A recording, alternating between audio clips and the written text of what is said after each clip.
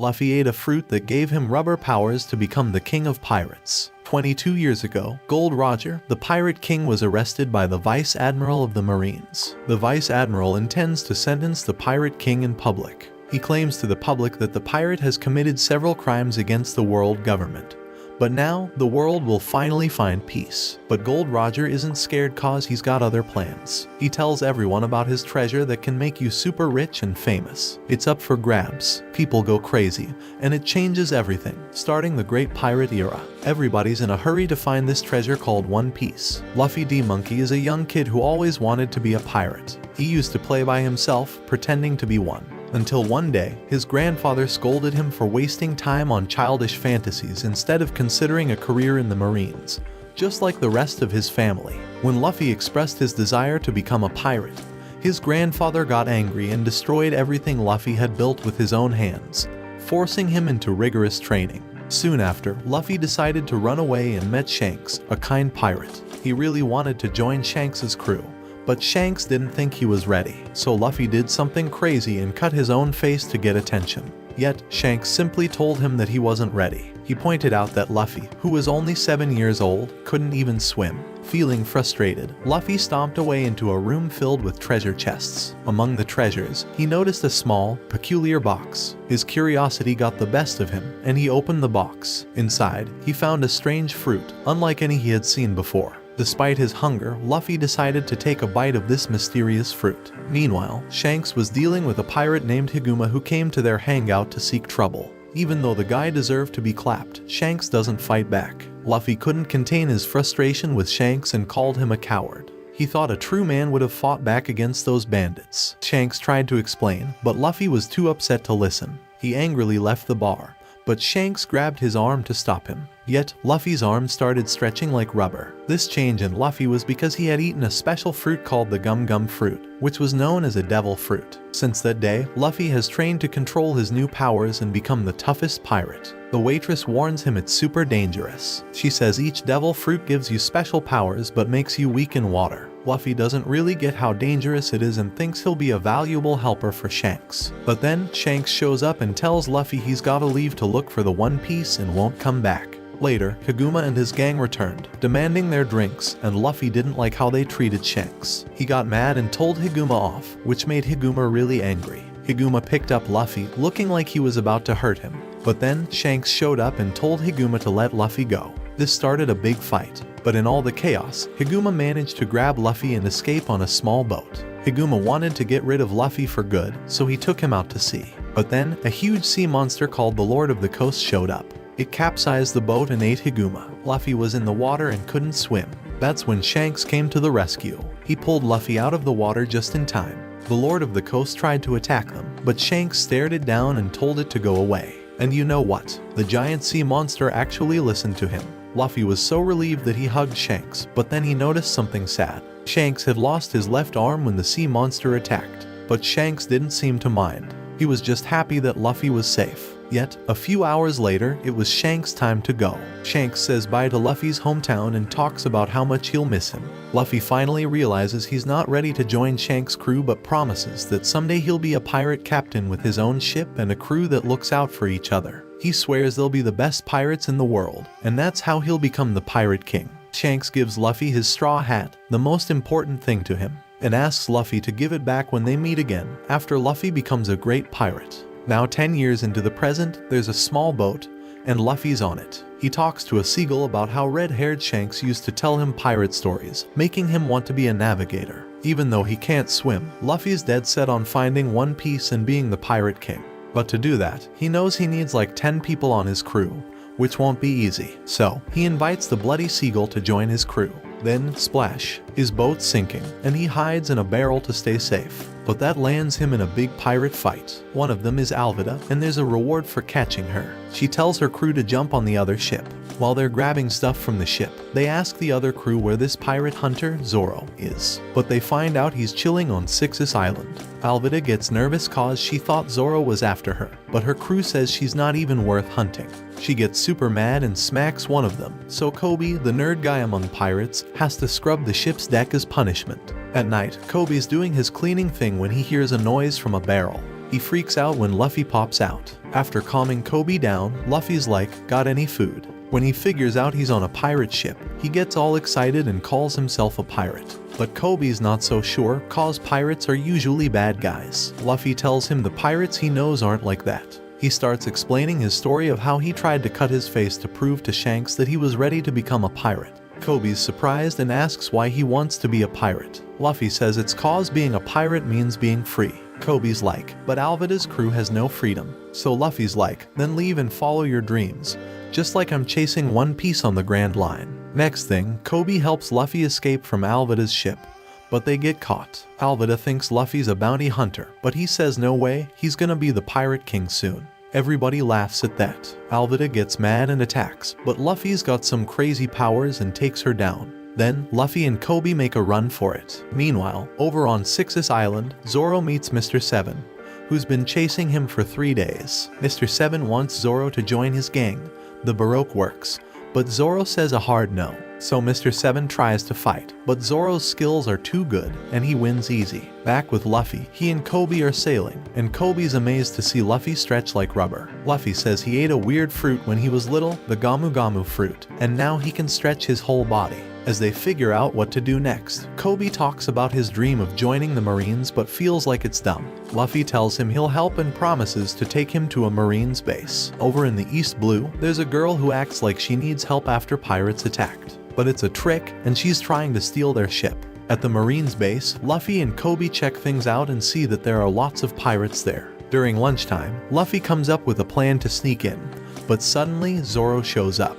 That girl who stole the boat is there too. Later, a girl named Rika tries to give some food to Zoro, but she bumps into a guy who gets mad at her. Zoro gets angry when he sees the guy throw away her food, and he demands an apology. The guy tries to fight Zoro, but Zoro wins super easy. Even when the Marines try to stop him, Zoro beats them too. Luffy's just watching in awe. Zoro goes up to the son of Captain Morgan, who he fought before, and asks for the money he's owed. But Morgan's son tries to get Zoro to join them. Zoro says no, so Morgan decides to lock him up and punish him for 7 days in the courtyard. The next day, Morgan's son taunts Zoro, but Zoro says when he gets out, the son will be begging for his life. Later, Luffy goes to Zoro and asks him to join his crew cause he's a great fighter. At first, Zoro says no cause he's just a pirate hunter, but Luffy asks if that's really what he wants, and he lets Zoro go without wanting anything back. Zoro's surprised. Meanwhile, that girl from earlier sneaks into the Marines base looking for maps of the Grand Line.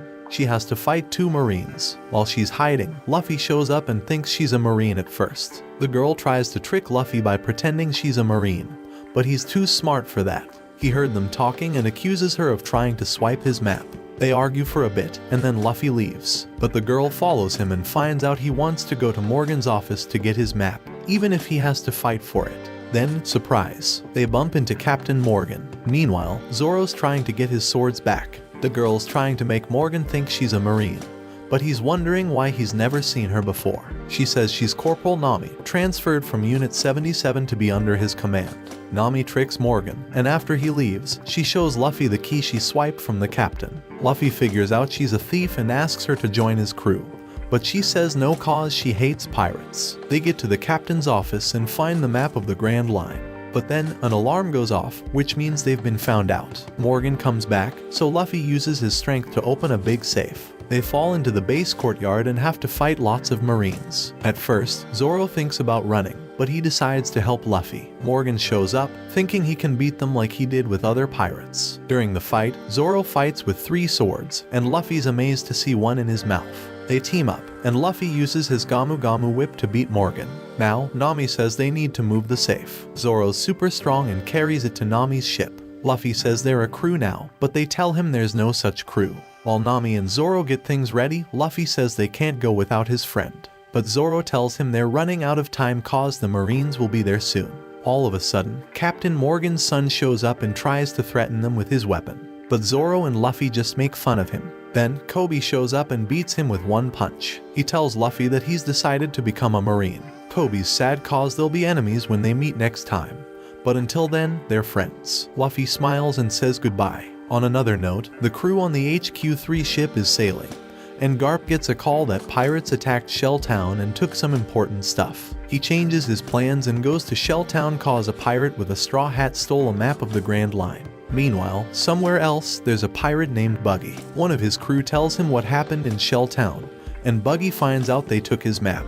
He laughs and decides he's gotta get it back, no matter who he has to fight. In the present, Nami's trying to open the safe and gets mad cause Luffy's being noisy. Luffy's all excited about their first pirate loot and comes close to check if the safe's open. Nami gets annoyed and hits him, almost making his straw hat fall into the sea. Luffy gets really mad and tells her not to mess with his hat. Nami finally opens the safe, but when Zoro sees it's just a map, he's like, "Is that it?" Nami explains that finding the map to the Grand Line is super valuable. Luffy's pumped about the map but says he can't read it and thinks they need a navigator. Nami's surprised and starts teaching them about the seas. She tells them the world is split into 4 parts by a narrow land called the Red Line. Right in the middle is the Grand Line, where there are awesome treasures and big dangers. Luffy says they'll find the One Piece there, and Zoro, who hunted pirates looking for it, asks what it is. Luffy says it's Gold Roger's treasure, hidden in the Grand Line. But then, they get attacked, and they think it's the Marines. Luffy sees his friends passing out from the gas and hides the map inside himself before he faints. He looks out the window and sees pirates getting on their ship. Later, they wake up and find out they're prisoners. Nami's worried about the map, but Luffy says it's safe in his belly. Zoro tries to find a way out, and Luffy tells him they were taken by pirates before they passed out. Zoro's happy cause they're easy to beat, but Luffy remembers what Shanks taught him and wants to talk to these pirates. They get let go and realize they're part of a circus show, watched by other prisoners. Then, Buggy shows up, and Luffy recognizes him from a wanted poster. Buggy introduces himself but gets mad cause he thinks Luffy's making fun of his nose. Buggy spills the beans that he had been planning for months to steal the map, but then 3 nobodies snatched it right under his nose. Luffy's like, "I'm not a nobody," and introduces himself to Buggy. The clown just laughs at Luffy wanting to be the Pirate King, thinking that cause he's famous, he's gonna find the One Piece. But Luffy says, "No way, I'm gonna find it first." Zoro decides to break in and tells everyone to drop their weapons, and he might let them live. Buggy makes fun of him cause he doesn't like to share the spotlight,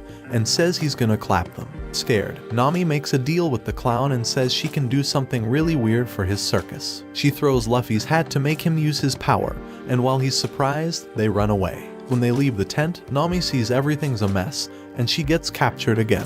She asks Buggy why he's doing all this, but he just wants the map and tries to get answers from Luffy. Meanwhile, Kobe's getting ready for his first day in the Marines, and they see Vice Admiral Garp show up. Morgan decides to lie and says nothing happened with the Vice Admiral, and he yells at his son for letting the others escape. Inside Buggy's tent, Nami tells Zoro what she saw when she left. Zoro's not happy cause she tried to leave them. Nami says she thinks she can free herself but needs his trust. Zoro doesn't have a choice, so he agrees. While they're trying to break free, they hear Luffy screaming cause Buggy's torturing him. When Buggy takes Luffy's hat and talks about a pirate who had one like it, Luffy gets super mad. Buggy says he used to be on Shanks' crew, and they were friends until Shanks betrayed him. Luffy's furious that Buggy's saying bad stuff about Shanks and even more upset when he sees Buggy wants to hurt a kid. He breaks loose and attacks Buggy, ripping his head off. But here's the crazy part. Buggy ate a devil fruit too, the chop fruit, so he can come apart and put himself back together. A guy named Kabaji beats up Zoro cause he clapped Kabaji's brother back in the Goa Kingdom. Kabaji starts throwing knives at Zoro while he's tied to a spinning wheel. Back at the Marines base, Kobe's super nervous cause Vice Admiral Garp wants to see him. Garp asks Kobe about the pirate he was seen with, and Kobe spills everything, including Luffy's name and his dream. Garp believes him and encourages Kobe to find the pirate named Luffy with him. Now, Luffy's stuck in a tank with water, and he could drown. Buggy wants the map and says he'll spare Luffy's life if he gives it up and joins his crew. But Luffy says no way. Buggy can't figure out why Luffy wouldn't want to be a servant of the future Pirate King that everyone will love. But Luffy asks about Buggy's dream, and this makes Buggy start filling the tank faster. Luffy remembers when he was a kid and fell in the sea. Shanks saved him and scared away a sea monster just by looking at it. But Luffy saw that Shanks lost his arm because of it, and he blames himself for that. Back in the present, while their friends are being tortured, Nami gets free and saves Zoro. Now they gotta save Luffy. Buggy finds out his guys got beat, and he sees Luffy spit out the map. But to get it, he has to fight the Straw Hat Pirates crew. Buggy starts attacking and hurting Luffy a lot. Luffy's crew works together to trap different parts of Buggy so he can't put himself back together. Buggy's all messed up and can't connect his body parts. He insults Luffy a lot, but Luffy says he's gonna be the Pirate King and uses his special attack to send Buggy flying. Luffy gives the map to Nami cause she's the navigator, and then he frees the prisoners. They're confused and think maybe these new guys are their new captors, but Luffy says they're different pirates. Meanwhile, over at the Marines base, Vice Admiral Garp talks to his crew about corruption. He says the new recruits didn't mess up, but he blames General Morgan, the boss of the base, for what went wrong. Garp says he's gonna lead the hunt for the pirates who attacked the base and bring the new recruits with him to show all pirates what happens when you mess with the Marines. In another part of town, the villagers want to give Luffy and his crew supplies to say thanks. But at first, Luffy says no cause he thinks they need it more. Eventually, they take some food and say goodbye to the village. We see Nami fixing Luffy's hat, and he's really happy about it. Zoro wonders if every day is gonna be as crazy as this one, and Luffy says some words from Shanks that make Zoro pay attention. Then, we find out Nami is betraying her crewmates as she tells someone she got the map. Now, we jump back 7 years to Syrup Village, where there's this boy who keeps warning everyone about pirates coming, but it's always a false alarm. People start thinking he's not believable anymore cause no pirates have shown up for years. But Usopp, that's the boy's name, he believes that one day, pirates will really come, and he'll be the one to protect everyone. Back on the sea, Nami looks at the map and gets surprised, but Luffy stops her to show the pirate flag he made. Nami doesn't want to be called a pirate and says they can't put that flag on their ship. But then Zoro tells Nami something's leaking in the cabin, and she's worried cause her communication stuff is broken. She thinks Zoro did it, but he says he didn't. Luffy says they need a better ship and asks where they can find one. Nami takes the map and says the best place to go is Gecko Island. Meanwhile, Garp's crew keeps looking for Luffy's crew. Morgan's son asks Kobe about how they ended up here, and then Garp shows up where the new recruits are and praises Kobe a lot for the knots he made. The Straw Hat crew finally gets to Gecko Island, and Zoro sees that Buggy is worth 15 million berries. He complains that they should have brought Buggy's head to get the reward, but Luffy reminds him that no one would pay cause Zoro is wanted by the Marines too. Then Nami shows up and says this village is known for its ships. Next, we see that Buggy gets all ready for action but gets mad when someone from Arlong's crew shows up at his tent. He doesn't want to meet this person, but the Arlong crew member beats him easily and captures him. In the village, the gang checks out the pier and Luffy talks about his dream ship. Nami asks why they should steal a fancy ship, but Luffy says they won't steal. So, Nami and Zoro decide to stick to the plan while Luffy goes to find his own way. Luffy finds his dream ship and sees Usopp working on it. Usopp tells them about the ship's cool features. Zoro and Nami arrive, and Luffy tells them he found the perfect ship. Usopp says he'll sell it to them, but then he says it's not for sale and he's not the seller. But he knows the owner of the ship and all the boats in the harbor so they can make a deal with her. Now we switch to Garp's ship, where he's playing board games with Kobe. Finally, Usopp takes Luffy and the gang to Kaya's house, but Luffy wonders why they can't use the front door and if Usopp is Kaya's friend. Usopp gives a weird excuse, which Zoro questions, but Nami says it doesn't matter how they get in as long as they do. Then, Butchai attacks Usopp for not being welcome, but Usopp says he brought a gift for Kaya. Kaya comes in, says hi to Usopp, and he wishes her a happy birthday. But Clayhador scolds Usopp for showing up unannounced. Kaya asks Usopp why he's here, and he tells a fib, saying he brought his crew today. Luffy and his gang are surprised, but Kaya invites them to eat because it's her birthday. Clayhador tells everyone to go to the guest room to freshen up. Then, we see Usopp sneaking through a secret passage to visit Kaya because he wants to give her a big pearl as a birthday present. He tells her a tale about how he got it, and Kaya is impressed by the story and enjoys hearing it. But suddenly, she starts coughing, and Usopp worries about her because she's sick. In the next scene, Luffy's crew is deciding what to wear, and Zoro is suspicious of the butler. Luffy thinks Kaya is very lonely and is trying to figure out how to convince her to give him the ship.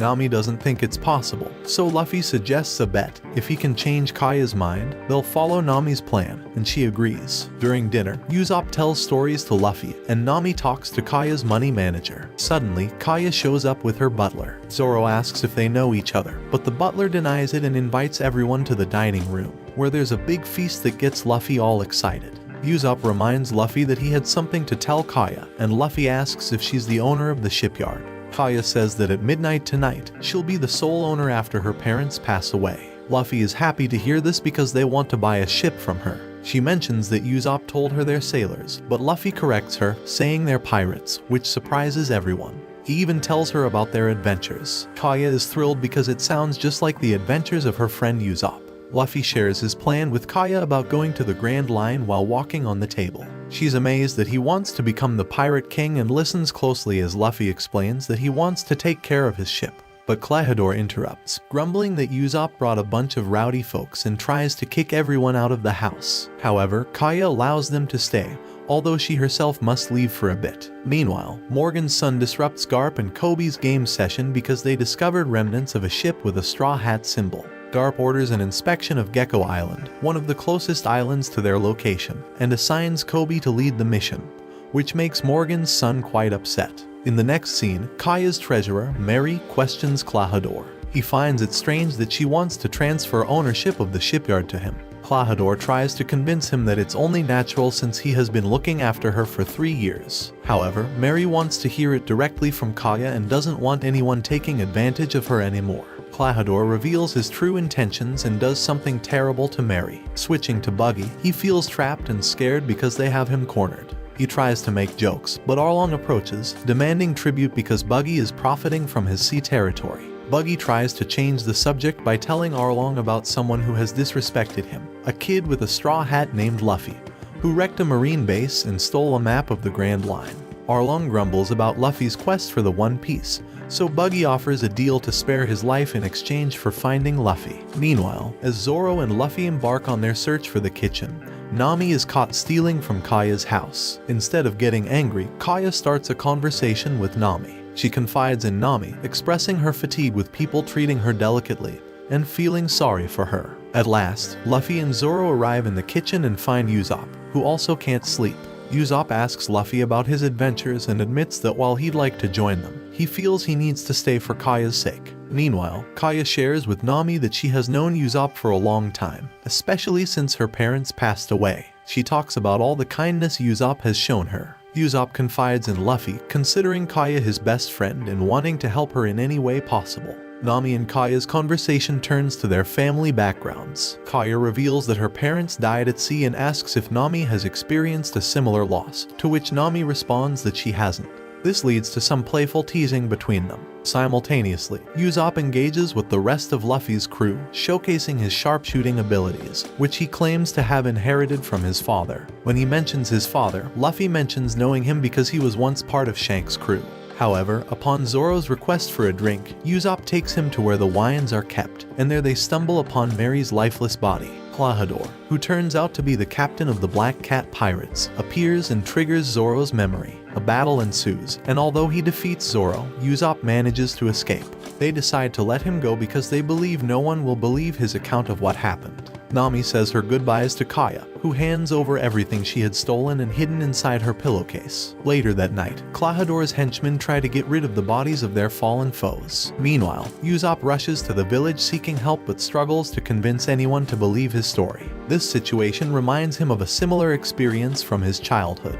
Back when he was a child, Usopp eagerly awaited his father's return with his pirate crew. He watched as his mother, who was very ill, scolded him and reassured him that she would get better once his father came home. She did her best to comfort him, but their food supply dwindled, and sadly, she passed away. In the present, Usopp sits on the ground, tears streaming down his face, unable to fathom why no one believes him, even when children are typically trusted. Suddenly, Kobe appears before him and expresses his belief in Usopp's words. In the next scene, Zoro awakens in a pit and comes across Mary's lifeless body, causing him to recall the recent events. Upon encountering Kobe, Usopp decides to confide in him, sharing everything that's been happening, including revealing Captain Kuro's true identity. Morgan's son, skeptical of Usopp's claims, finds them hard to believe, as he believes his father clapped Kuro years ago and thinks Kuro has no connection to the Straw Hat Pirates. However, when Usopp mentions Luffy, Kobe grows concerned for his safety and offers to help.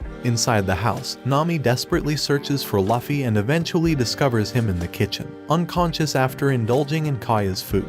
She hears voices approaching and attempts to hide Luffy, but her efforts prove futile. Nami quietly observes what the pirates are up to and realizes that Luffy has been poisoned. She also overhears Klahadore ordering his servants to dispose of Luffy down a well, and she learns that Zoro has been defeated. Meanwhile, Kobe and his group arrive at the house and are greeted by Klahadore. Klahadore expresses regret, stating that Usopp has always been a liar who never recovered from his mother's death. Usopp insists on a checkup, and Kobe examines the butler but doesn't find the claws described by Luffy's friend. Kobe consults with Klahadore, mentioning Luffy's name as a wanted fugitive. Klahadore recalls the name from one of the criminals introduced by Usopp, who had drunk all the wine and passed out. One of the criminal's subordinates is looking after him, and Klahadore invites them to wait for his arrival. Klahadore instructs Butchai to bring the Straw Hat Pirate to the Marines. Usopp tries to explain to Kobe that there must be a mistake, as Luffy is nothing like the notorious pirate Kuro. However, Kobe apologizes and admits that without evidence, there's nothing they can do. Eventually, Klahadore hands Luffy over to the Marines, but Kobe isn't satisfied and wishes to ask the butler more questions. Meanwhile, Nami defeats Kuro's other henchwoman, creating a commotion that catches Kobe's attention. However, Klahadore dismisses Kobe and shuts the doors, as he must attend to his duties. Zoro struggles to climb out of the pit where he was thrown, and memories of his training in Shimotsuki village from 7 years ago flood his mind. He remembers how he was constantly defeated during his training, which frustrates him, especially when he recalls his sparring sessions with Kuina. She had always wanted to help him improve, even though Zoro had initially refused to listen. He had promised her that one day he would surpass her and become the world's greatest swordsman. Zoro couldn't understand why she always won, and she accepted his challenge to spar with real katanas. Back in the present, Usopp attempts to talk to Kaya and inform her about the dangerous situation, but she finds it hard to believe. Klahadore has always been there to take care of her, and it doesn't make sense to her that he would want to harm her or Mary. Usopp insists that everything he's saying is the truth, but Kaya reacts by hitting him and asking him to leave because she's struggling to distinguish between reality and the stories she's hearing. Usopp, determined not to run away anymore, declares that he won't leave until she is completely safe. As midnight arrives, Klahadore informs his accomplices that they no longer need to pretend or hide.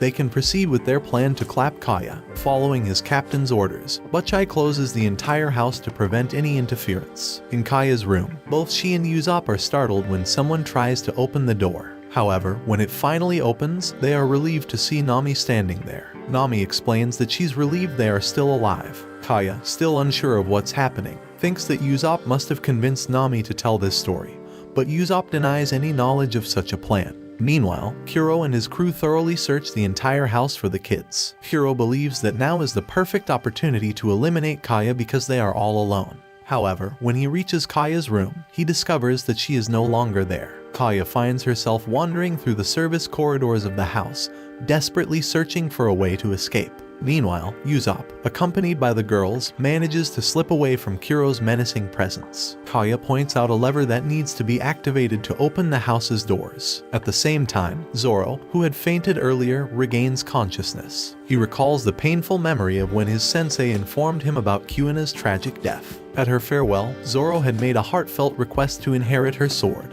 and although his master was initially hesitant, Zoro reminded him of the promise they had made with Kuina. These memories serve as motivation for Zoro as he searches for a way out of the pit. Meanwhile, Kobe listens to Luffy's words, but Helmeppo, growing annoyed, threatens to harm Luffy. Suddenly, Zoro appears and takes down all the Marines, effectively freeing Luffy. Kobe attempts to intervene because, by Marine orders, they are under arrest. However, Luffy approaches Kobe and acknowledges his duty. Luffy instructs his friend to return to his marine duties as he and Zoro need to help their other friends. He advises Kobe not to try to stop them. Kobe accepts Luffy's words, and they watch as Luffy and Zoro head back towards the house. Inside the house, Kuro manages to locate the room where Kaya and the others are hiding.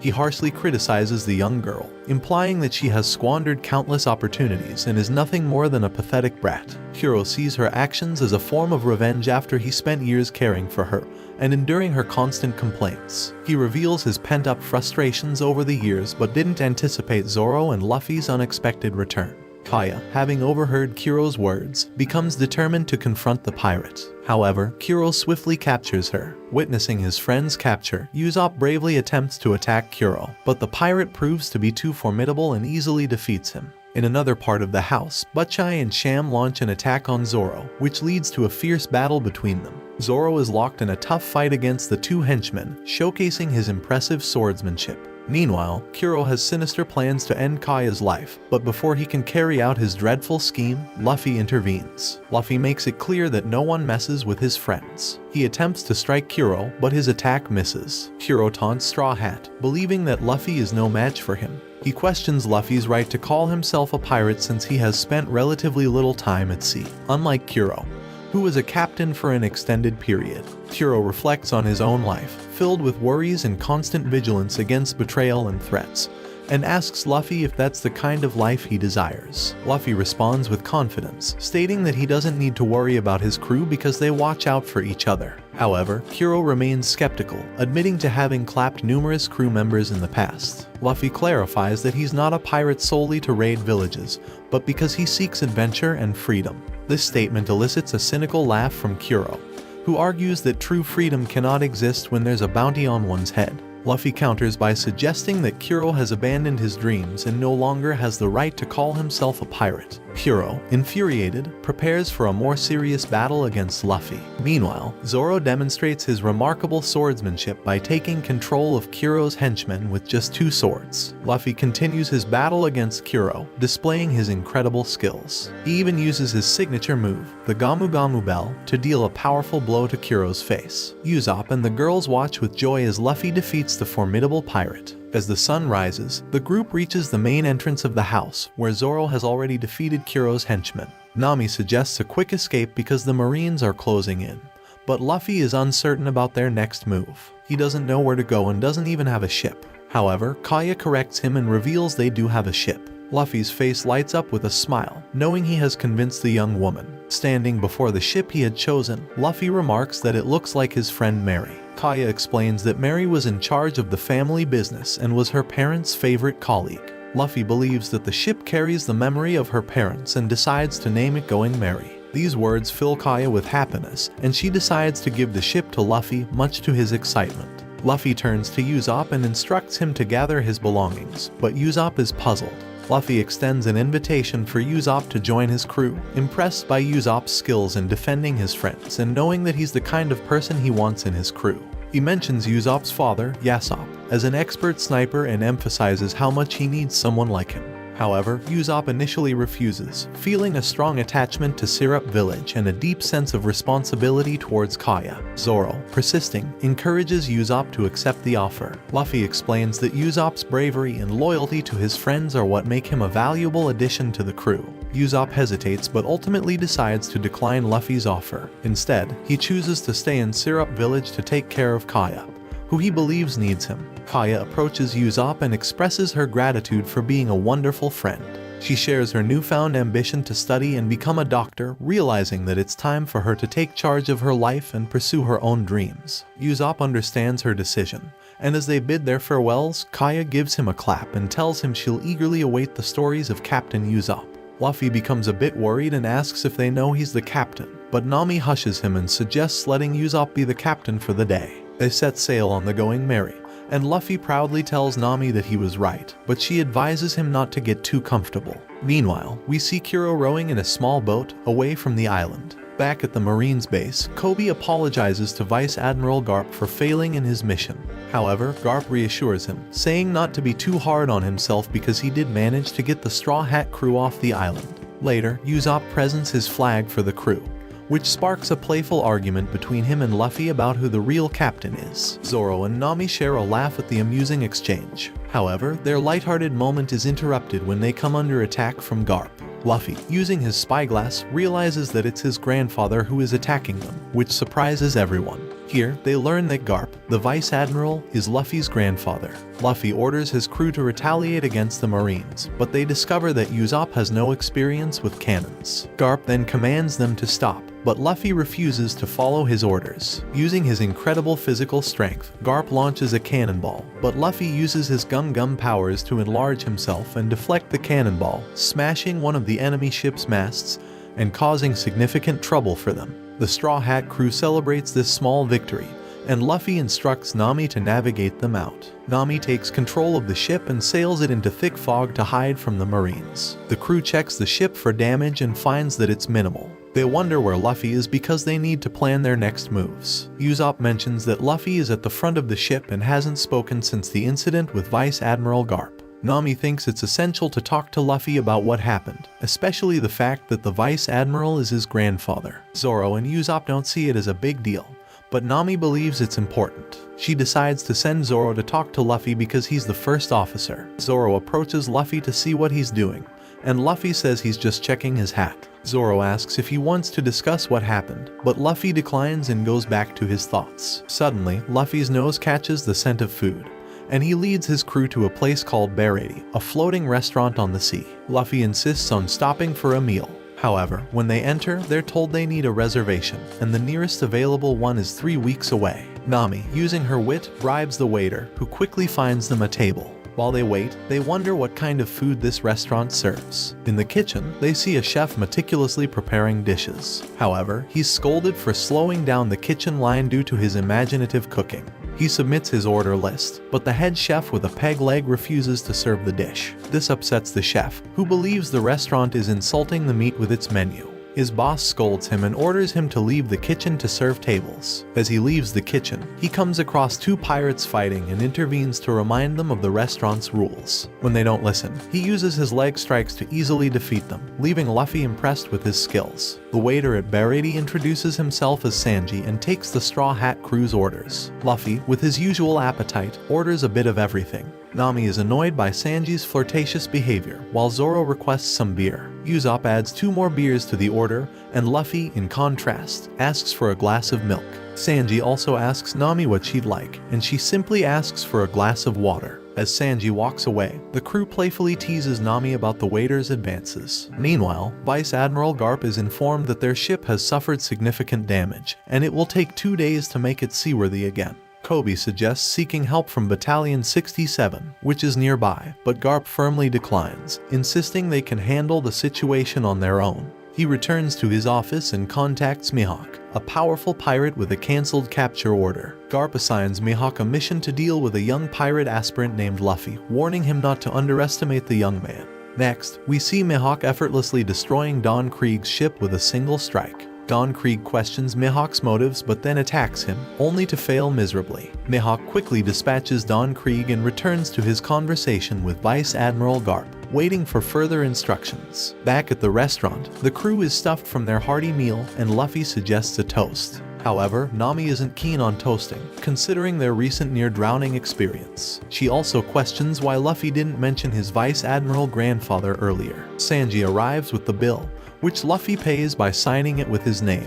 This irks the owner of the Bearady because Luffy seems unaware of the restaurant's rules. They don't offer credit. Luffy insists the food is paid for, he just hasn't given them the money yet. He adds it to his tab, declaring himself the future Pirate King and promising to repay it with interest when he finds the One Piece. However, the owner disagrees and sentences Luffy to pay his bill by washing dishes. Luffy grumbles about the amount, but the owner reveals that his tab is equivalent to a year of dishwashing. At night, Nami worries about the Vice Admiral's presence. After discussing it with her friends, she decides to cover the next round of expenses and seizes the opportunity to ask about a safe route to Konomi Island. During the night, Kobe inquires with Helmeppo if he's familiar with Mihawk. Helmeppo confirms that Mihawk is the greatest swordsman in history, and one of the 7 warlords of the sea. These 7 pirates were notorious troublemakers worldwide. But instead of fighting them endlessly, the Marines made them allies in exchange for freedom to handle their dirty work. Kobe can hardly believe the shocking revelation. While scrubbing dishes, Luffy strikes up a chat with Sanji, who boasts about being the finest cook in the East Blue. Luffy agrees because he enjoyed the rejected dish and can't fathom why Zeph, the owner, forces Sanji to work as a waiter. Sanji believes it's because Zeph is envious of him. He then shares his dream of finding a mythical place in the sea called the All Blue, where unknown ingredients await. Luffy encourages Sanji to chase his dream. Their conversation is interrupted by a hungry Marine, whom Sanji intends to feed despite the owner's objections. Witnessing Sanji's kindness, Luffy invites him to join his crew. Next, we see Kobe questioning Garp about sending Mihawk after Luffy. Garp, sensing Kobe's unease, offers him a drink and confesses that the world isn't always fair, and not everyone can be treated equally. That's why the Marines exist, to maintain order and prevent chaos, even if it means living with some unfairness. At the Bearady, a slightly tipsy Usopp starts bragging about his abilities without realizing Mihawk is nearby. Later, he tries to introduce Mihawk to his friends, but Zoro recognizes the legendary swordsman. Zoro stands his ground and challenges Mihawk to a duel to the death, declaring his ambition to become the world's greatest swordsman.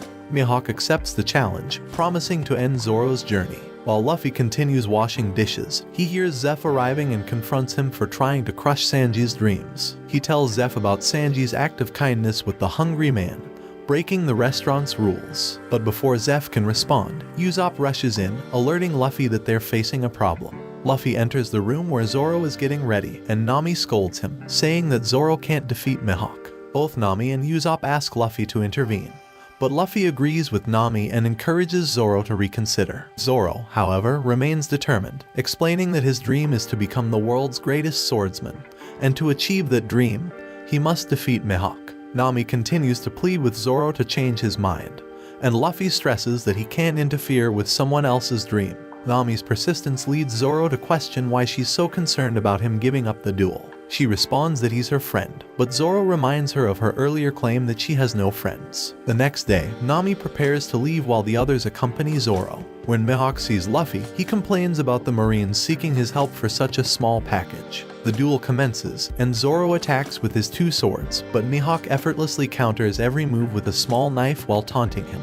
Despite his injuries, Zoro refuses to back down because of the promise he made. Impressed by Zoro's bravery, Mihawk decides to honor him by using his sword to end the battle. Zoro places his third sword in his mouth and gets ready for a fierce fight. In a fierce clash of swords, Mihawk shatters all of Zoro's swords. Mihawk still can't understand why Zoro won't give up. Suddenly, Zoro steps in front of Mihawk, signaling his surrender. Mihawk delivers a powerful blow to Zoro's chest, which worries and angers Luffy. However, Mihawk asks Luffy about his motivation, and upon hearing it, he comments that the world needs more unpredictable people like him. Before leaving, he tells Zoro to become stronger so they can face each other again. The others are concerned about their injured friend, and at that moment, Zoro makes a solemn promise that he will never disappoint Luffy again. He swears that from this day on, until he defeats Mihawk, he will never lose again. Exhausted, Zoro faints, and the crew rushes to tend to his wounds. However, Luffy goes into shock, prompting Nami to scold him and order him to return to the Baratie to find a doctor.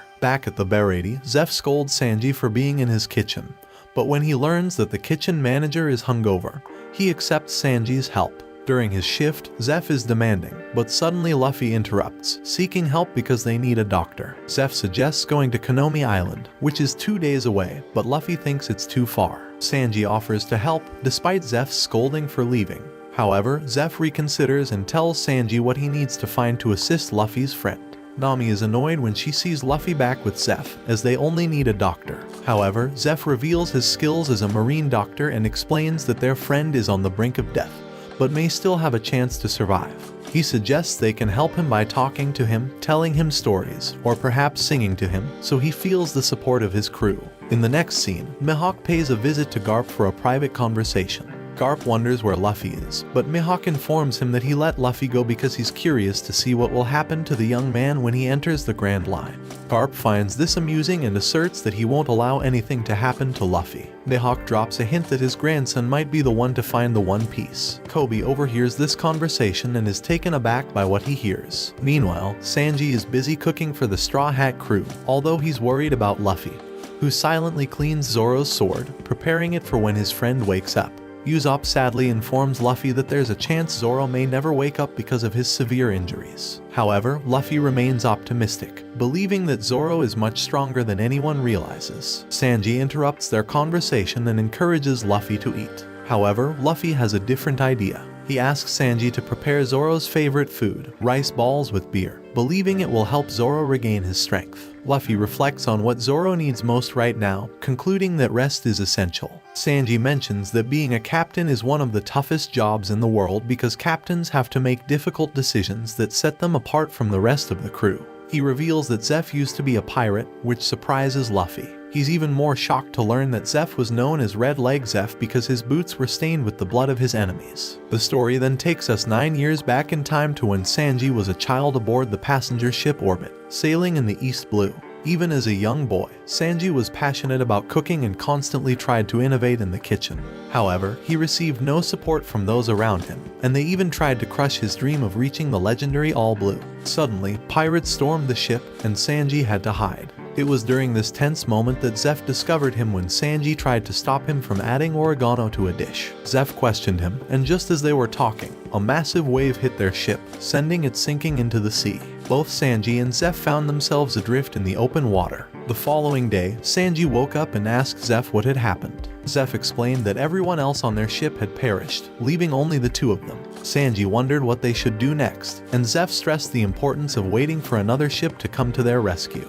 He showed Sanji the meager food they had salvaged and emphasized that they needed to eat it slowly to make it last. When Sanji questioned why Zeph had the bigger bag of food, an annoyed Zeph told him to go to the other side of the island and watch for approaching ships, as it was the only way he could be of use. Days turned into weeks, and Sanji managed to ration his food carefully. However, by the 25th day, he began to worry that their supplies would run out. He watched helplessly as a passing ship failed to notice him. As more days passed, Sanji's situation grew increasingly desperate as his provisions dwindled. On the 70th day, Sanji couldn't bear it any longer. He believed Zeph must have had twice as much food and confronted him, demanding a share. He even threatened to clap Zeph if he refused. However, when he reached the other side of the island with his knife, he was shocked to find that Zeph's bag contained not food but treasure. Sanji learned the horrifying truth: Zeph had survived by eating his own leg. Sanji couldn't comprehend why Zeph had given him all the food, and Zeph explained that he had been searching for the legendary All Blue his entire life. Even though his time had run out, he hoped that Sanji would continue the quest. Zeph needed Sanji to survive and fulfill their shared dream.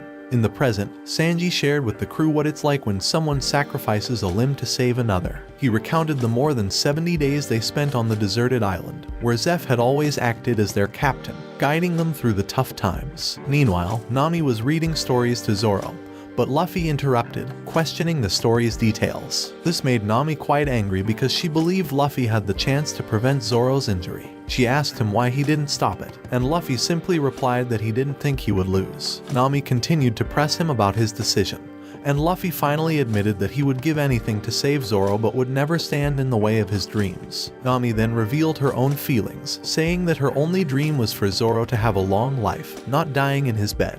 Luffy persisted, causing Nami to become sad, and she left, mentioning that not everyone can pursue their dreams. In another scene, Garp confronted Kobe, revealing that he knew Luffy was his grandson.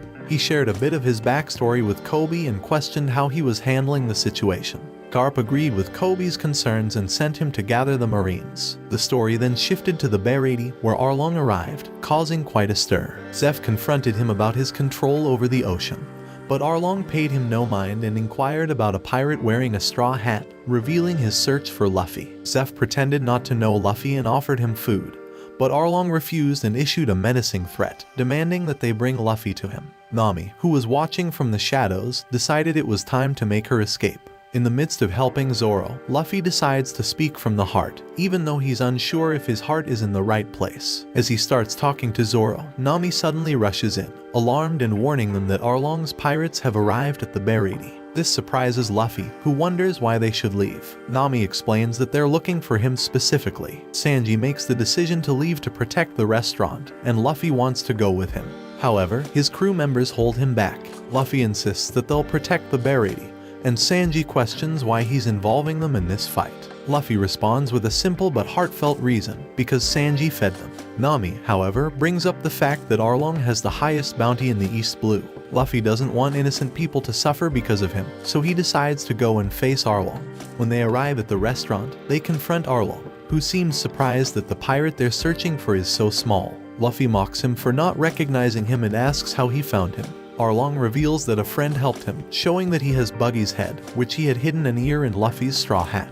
Arlong now demands that Luffy hand over his map and half of his loot as tribute, but Luffy refuses to become Arlong's servant, and challenges him to a fight. Before they can start fighting, Zeph takes a shot at the fishman, though it doesn't harm him. Sanji, seeing Zeph getting hurt, attacks the fishmen, but they easily overpower him. Witnessing the attack on his friend, Luffy attacks Arlong, but Arlong strikes back with great force. Outside the restaurant, Arlong continues to pummel Luffy until, in a fit of anger, Luffy manages to land a hit on Arlong. But just as Arlong is about to deliver a serious blow, Nami intervenes. Nami reveals that she's part of Arlong's crew and suggests they toss Luffy into the sea. Arlong seems ready to do it, but Sanji comes to Luffy's rescue just in time. Luffy asks about Nami, and when he learns that she left, he feels really sad. Meanwhile, Garp congratulates his crew and tells them that the mission has changed. Now they must capture Straw Hat Luffy. Back at the Berady, Sanji wants to help Zeph, but Zeph refuses, thinking Sanji shouldn't waste his life. Sanji disagrees and says Zeph can't run the restaurant alone. He insists that if he dreams of the All Blue, he shouldn't be stubborn and should go search for it. Eventually, Zeph gives his approval for Sanji to accompany Luffy on his journey. Luffy goes to visit Zoro again and shares his fight with Arlong, their meal together, and what happened with Nami. He feels like he messed everything up before because he didn't know what to say, but now he knows what he needs to tell her. Suddenly, Zoro complains about not being able to sleep in peace, which makes Luffy very happy. Zoro asks about Nami and reassures Luffy that it's not his fault, he was just acting as a captain. Zoro pledges his loyalty to Luffy until they find the One Piece or die trying. The next day, the crew gets ready for their journey, and they find out that Sanji will also be joining their crew. Zoro questions why a mere waiter like Sanji should come along, and as the Going Merry sets sail, Sanji bids farewell to Zeph, expressing his gratitude for all his support and stating that he will never forget him. The crew wonders how they will find Nami, but Luffy reveals that he brought along Buggy's head to guide them to Arlong. During the voyage, Zoro confronts Buggy, expressing his hope that it's not a trap despite the deal he made with Luffy. However, Zoro ultimately places Buggy inside a barrel. Now we see that Luffy is fishing alongside Sanji, but he complains that it's taking too long for the fish to bite. However, when he starts talking about Nami, Zoro scolds Sanji because he doesn't know anything about their friend. Luffy interrupts them, saying it doesn't matter what Nami decides. He just wants to hear her side of the story. Next, Usopp gives a warning that they've reached Konomi Island. Meanwhile, Nami reminisces about her childhood until her crewmates interrupt her by playing cards. Nami wins against one of her crewmates, who accuses her of cheating, but she defends herself, claiming she didn't cheat. Suddenly, another crew member informs Nami that Arlong is requesting her presence. She heads to the fishman's room, where she sees an old map that reminds her of her childhood when she studied it. She recalls her childhood in Kakoyasi village, about 8 years ago when her mother scolded her for stealing a book with maps. But Nami, in response to the scolding, complained about being poor and claimed that was why she stole it. Her mother tells her that even though they are poor, they have a roof over their heads that keeps them as a family. However, Nami disagrees, revealing that she's not her real mother and Najiko is not her real sister. When her mother hears this, she slaps Nami, causing her to run away. Later, her mother approaches the young Nami to tell her the story of when she found her, and Najiko after her unit was defeated in Oikot. She confesses that she thought she was going to die, but when she found them, she realized there was a reason to live, so she decided to take care of them and do what's right. That's why she believes that Nami will also do what's right for her at some point. Arlong interrupts her memories to thank Nami because, thanks to her, they know the locations of every marine base and pirate fortress from here to the Goa Kingdom. She has become a valuable member of their crew, and he confesses that he once thought she wouldn't return. However, she reminds him that they have a deal, which Arlong promises to uphold. Nami hands over the map to the fishman, who says that now the fishmen will dominate the seas, even the Grand Line. Seeing that Nami is uneasy, Arlong tells her not to worry, as she will have a special place in his kingdom. But before she leaves, he sends her to Kakoyasi village because they have fallen behind on their tribute payment. Nami reminds him that she is not welcome there and asks him to send another servant. However, he refuses, stating that this job requires a human touch. Next, Garp arrives at Berady in search of the owner. Zeph is surprised to see Marines, including a vice admiral, here. He explains that he is retired and only a chef now. The vice admiral mentions that they didn't come for him, they are seeking information about Luffy. Zeph claims he can't help them because he barely remembers his regular customers. Unable to get the information they want, Zeph offers to serve them food, which Garp accepts. On the other hand, the Straw Hat crew arrives at a completely destroyed village. Luffy believes it's all Arlong's doing. Upon entering the village, they see everyone gathered trying to gather the tribute, but they are worried they haven't collected enough and ask if there's still time. At that moment, Nami interrupts them, informing them that they've run out of time. Najiko confronts her sister, who, after expressing her disdain, leaves. Nami asks Genzo if he has something for her. We then see a memory of the situation she experienced as a child when she returned the stolen book. But just when she thought everything was fine, they see Arlong attacking the village. The little girl and her mother try to escape while Arlong demonstrates his power to the entire Kakoyasi village. In the present, Nami tells Genzo that it's not enough and they must try harder. She then sees Luffy and his friends in the village and questions why they are there. Luffy offers his help, but she rejects it, stating that she was never part of their crew and confesses that she only deceived them to get the map. The Straw Hat crew doesn't believe a word of what she's saying. Usopp and Zoro think she doesn't want them there, so they suggest leaving, but Sanji, along with Luffy, believes that something else is going on and wants to talk to Genzo to find out who the blue-haired woman is. Before answering, Genzo wants to know who they are, and Zoro responds that they are pirate hunters. Genzo tells them that he has seen larger and more numerous men defeated when trying to claim Arlong's bounty. Luffy says he just wants to talk to the girl with blue hair. Genzo agrees to show them the way only if they promise to leave the village. Upon arriving at the blue-haired girl's house, she greets the crew while pointing a large weapon at them and asks them to leave. Luffy wants to talk about Nami, but she recommends they stay away and confesses that she is her sister, that she is only deceiving them, and they are nothing special. Sanji, in an attempt to get her to talk, offers her food in exchange for her time and information. And finally, the blue-haired girl agrees to have dinner and talk with them. Meanwhile, Garp enjoys Zeph's food but insists on getting information about Luffy. However, the chef ignores him while opening a vintage wine to share with him. At night, in Arlong Park, they enjoy a big party.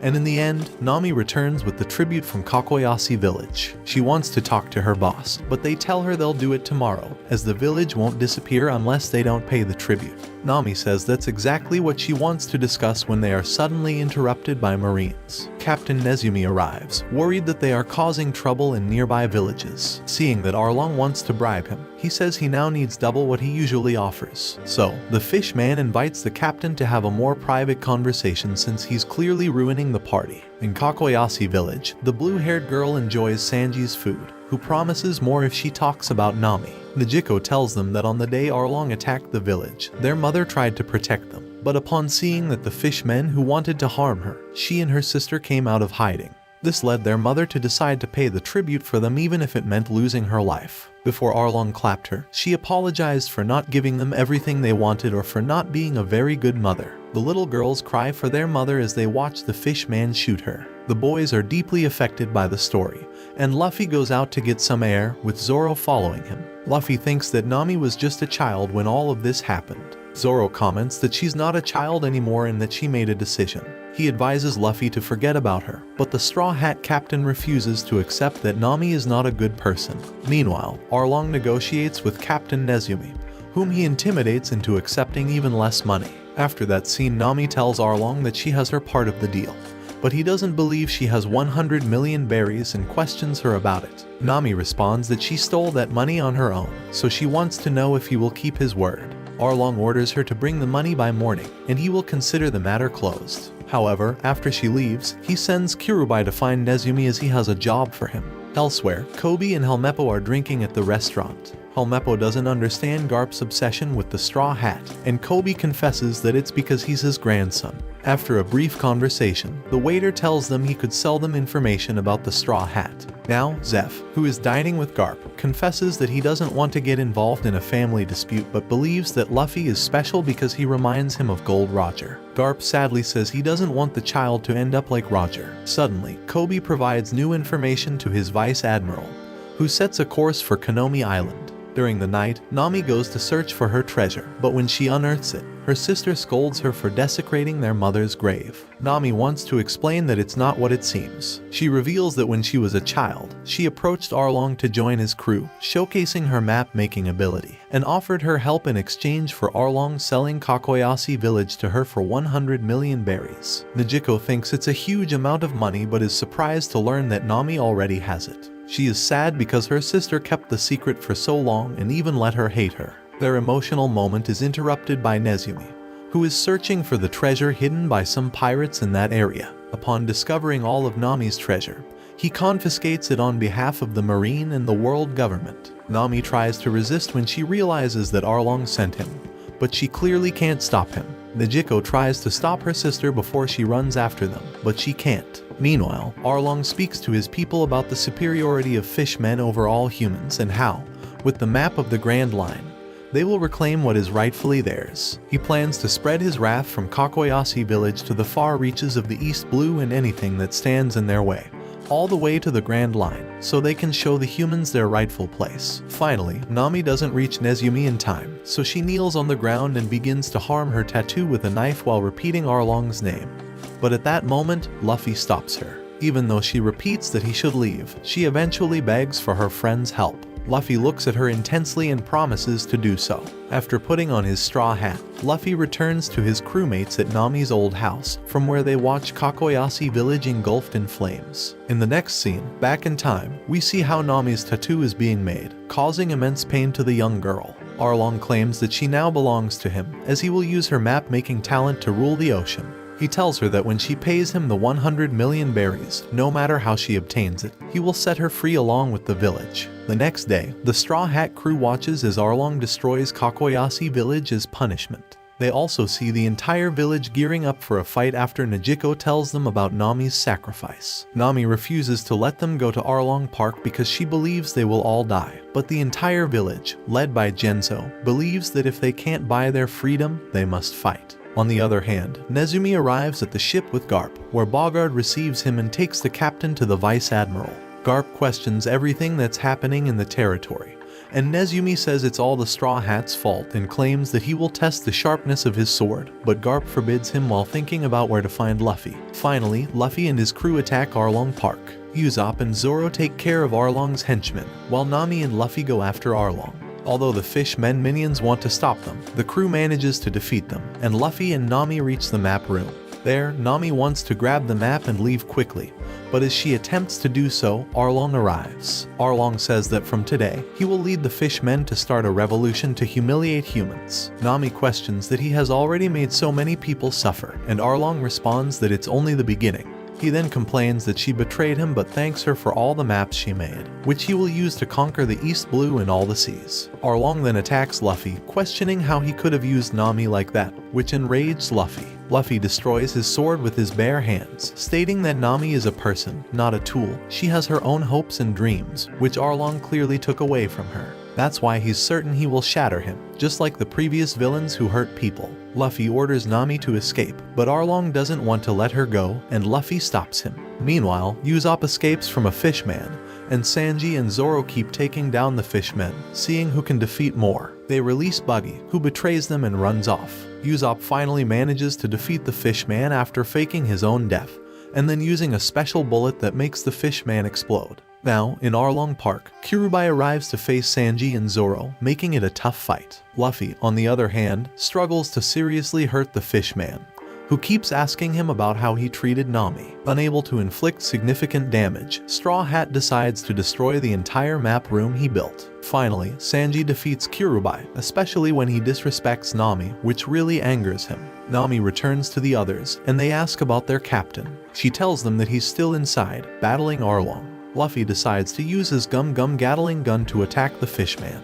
But as Arlong's kingdom starts to crumble, he boldly claims that no human can defeat him. Luffy unleashes his attack, known as the Gum Axe, landing a powerful blow on Arlong's face. This causes Arlong Park to collapse. Sanji, Zoro, and Usopp watch as the tower falls and worry about Luffy. However, Luffy emerges from the rubble without a scratch, declaring that Nami is not alone. At night, the villagers celebrate Arlong's defeat. Sanji cooks for everyone and tries to impress Nami's sister, but it's clear that his attempts at romance are not working. Usopp, surrounded by an eager audience, embellishes his story, leaving everyone amazed. Suddenly, Garp and his men arrive at the park, surrounding the entire village. The Vice Admiral gives the order to arrest the Straw Hat crew. Initially, Helmeppo and Kobe hesitate, but they eventually carry out their duty. Garp scolds Luffy for choosing the path of a pirate and demands that he surrender. However, Luffy adamantly refuses, leading to a confrontation. Luffy doesn't want to fight his own grandfather, but Garp leaves him with no choice. Garp questions Luffy's strength, and despite Luffy using his special abilities, his grandfather easily overpowers him. During the battle, Luffy confesses to his grandfather that he can keep hitting him all day long, but he will never give up on his dream. He's determined to reach the Grand Line, find the One Piece, and become the Pirate King no matter what Garp thinks. Garp recalls how Gold Roger used to taunt him, and this memory makes him burst into laughter. He decides to send his men to search for Arlong's soldiers, allowing Luffy's crew to go free.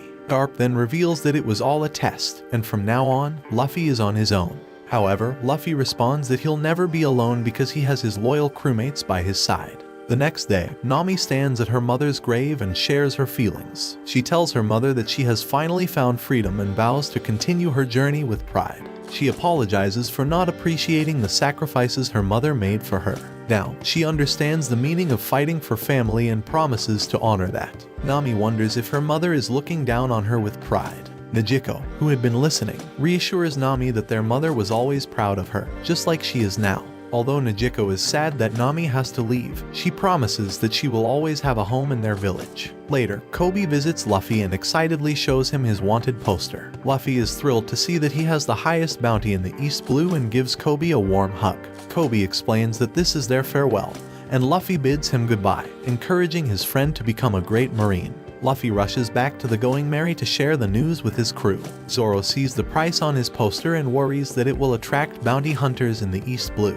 However, Luffy reassures them, saying they're lucky because they're leaving the East Blue and heading to the Grand Line. Back in Luffy's hometown, the waitress who used to take care of him proudly looks at his wanted poster. Hire reads the news and is delighted to see Usopp on the same wanted poster as Luffy. Zeph, in his restaurant, proudly displays the poster in his kitchen. Elsewhere, Buggy is furious when he sees the poster and vows to one day get revenge on Luffy. Nearby, Alvida overhears him and threatens to do it herself if he doesn't. Garp is proud of his grandson's high bounty and sees Luffy as a reflection of himself. Later, Helmeppo and Koby apologize for their earlier disobedience, but Garp doesn't scold them. Instead, he congratulates them for having their own sense of justice and not blindly following orders. As punishment for their disobedience, Koby and Helmeppo are informed that they will receive personal training.